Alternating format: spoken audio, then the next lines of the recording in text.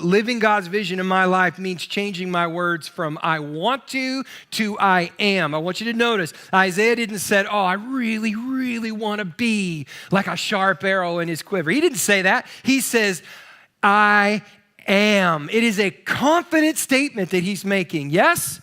And that's a statement that you and I should be able to make. Whether you bowed your heart to Christ 43 years ago or 43 seconds ago. Because there's a time when I want to, then there's a time that I am. The time between I want to and I am transitions when I say, I am. I posture my heart before the Lord and I make my commitment. And I transition from I want to I am. And these are the things that I am now living out in my life. And I am preparing myself today for where he will send me tomorrow. Who knows where you're going to be in this next 12 months? Who knows who you're going to see? What situation's chaotic and really, really wonderful? You don't know where you're going to be. But in each one of those, God has sent you to those places and he wants you to land the mark. He wants you to land the mark.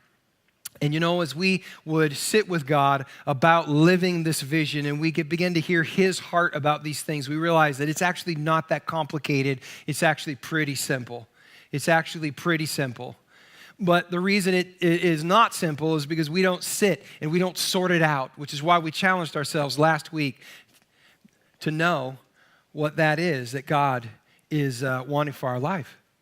God, I know that there's 1 to 3 things. I don't know everything, but I know 1 to 3 things in my life that you want to do and that I need to let you do.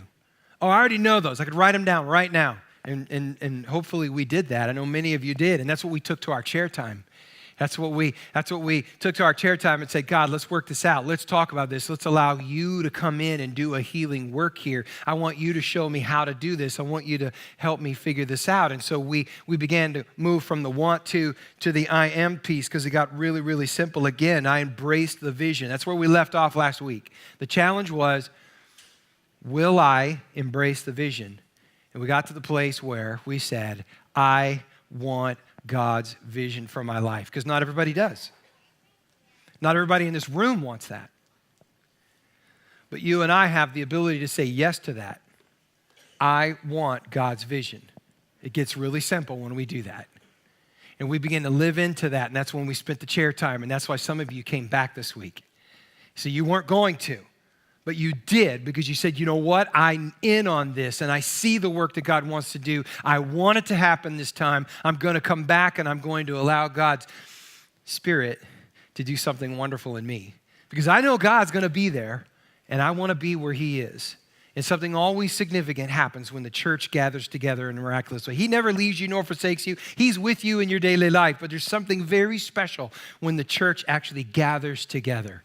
And so you're here with that expectation, and I'm really glad because that's God's heart as well. He expects that we are going to sit with him, and he's going to begin the work. He's going to continue the work that he always wanted to do.